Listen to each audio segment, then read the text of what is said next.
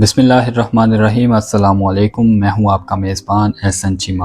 ناظرین، پاکستان کے موجودہ حالات کے پیش نظر میری آج کی ویڈیو بڑی اہمیت کی حامل ہے۔ اس ویڈیو میں پاکستان کی 24 کروڑ عوام کے لیے ایک راہ ہموار کرنے کی کوشش کی گئی ہے، جس کے ذریعے پاکستان میں دائمی حقیقی آزادی یقینی بنائی جا سکتی ہے۔ اس میں کوئی دو رائے نہیں کہ کسی بھی جمہوری معاشرے میں سیاسی لیڈر کی طاقت عوام ہی ہوتی ہے۔ یہ عوامی طاقت ہی ہے جو بڑے سے بڑے پہاڑ کو بھی ہموار میدان میں تبدیل کر دیتی ہے۔ تاریخ کا مطالعہ کیا جائے تو دنیا میں ہر بڑی تبدیلی کے پیچھے عوام ہی نظر آئے گی۔ لیڈر کا کام عوام میں ہر قسم کی تفریق کو ختم کر کے ان کو متحد رکھنا ہوتا ہے۔ جو لیڈر اپنی قوم کو متحد رکھنے میں جتنا کردار ادا کرتا ہے، اتنی ہی کامیابیاں اس کے مقدر میں لکھ دی جاتی ہیں۔ اب پاکستانی عوام کو بھی بغیر اجلت دیکھنا اور پرکھنا ہوگا کہ ملک کی سیاسی قیادت میں کون سا لیڈر ایسا ہے جو آئین اور قانون کی بالادستی پر یقین رکھتا ہے، پورے سسٹم میں ایک قانون کی بات کرتا ہے، خاص و عام کی تفریق کو ختم کرنے کی جدوجہد کرتا ہے، ملک میں سستے اور یقینی انصاف کے خواب دیکھتا ہے اور پاکستان میں پائی جانے والی تمام قوتوں، برادریوں اور صوبوں میں مقبولیت حاصل کر چکا ہے،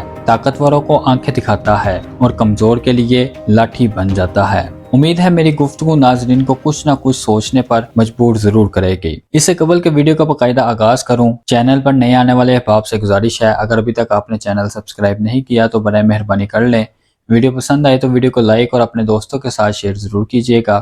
اگر ویڈیو میں کوئی کمی بیشی رہ جائے تو برائے مہربانی کمنٹ سیکشن میں ہماری اصلاح بھی کیجیے گا۔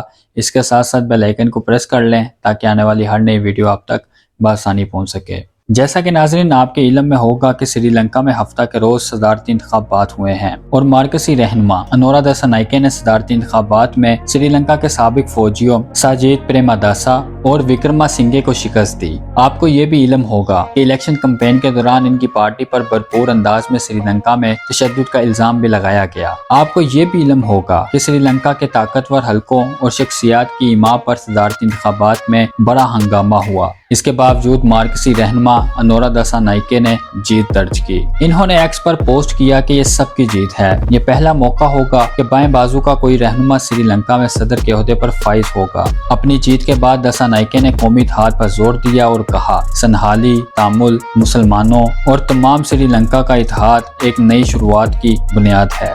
انہوں نے ملک کی امنگوں کو پورا کرنے کے لیے ایک نئی شروعات کی امید ظاہر کی ہے۔ سری لنکا کے الیکشن کمیشن نے باضابطہ طور پر اعلان کیا کہ 55 سالہ دسا نائکے نے ہفتے کے روز ہونے والے انتخابات میں 42.31% ووٹ حاصل کیے، جبکہ اپوزیشن لیڈر ساجید پریماداسا دوسرے اور وکرما سنگھے تیسرے نمبر پر ہیں۔ ناظرین آپ کو بتاتا چلوں کہ جنتا ویمکتی پیرامونا یعنی JVP پارٹی کے رہنما دسا نائکے دارالحکومت کولمبا سے دور ایک مزدور خاندان میں پیدا ہوئے۔ انہوں نے 80 کی دہائی میں طلبہ کی سیاست میں قدم رکھا۔ 1987 سے 1999 کے دوران حکومت کے خلاف تحریک چلاتے ہوئے دسا نائکے نے JVP میں شمولیت اختیار کی اور پھر اپنی نئی شناخت بنانا شروع کی۔ ان کی پارٹی پر سری لنکا میں تشدد کا الزام بھی لگایا گیا ہے۔ 80 کی دہائی میں جب دسا نائکے JVP میں تھے، ان کی پارٹی نے سری لنکا کی موجودہ حکومت کے خلاف مسلح بغاوت اور تشدد کیا۔ اس دور کو سری لنکا کے خونی دور کے طور پر بھی یاد کیا جاتا ہے۔ دسا نائکے کا صدر بننا ہندوستان کے لیے بھی پریشانی کا باعث بن سکتا ہے، کیونکہ ان کی پارٹی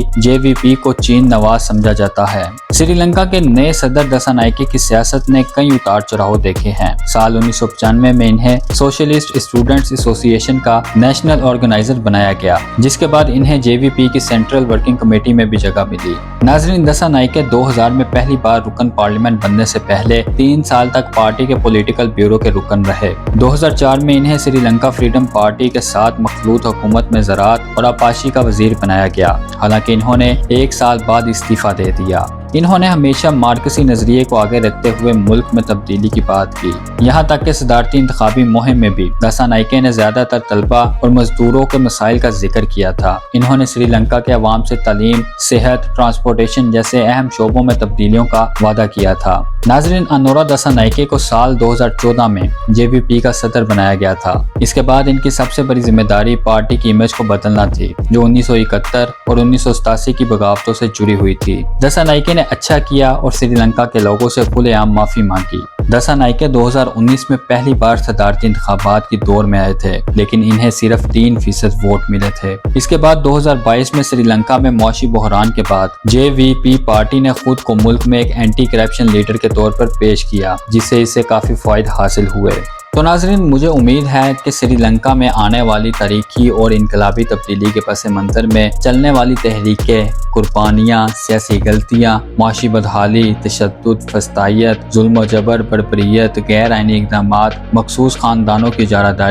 طاقتوروں کا تسلط اور دیگر کئی واقعات پاکستان کے موجودہ حالات سے کتنی مماثلت رکھتے ہیں، اس کا اندازہ آپ کو ہو چکا ہوگا۔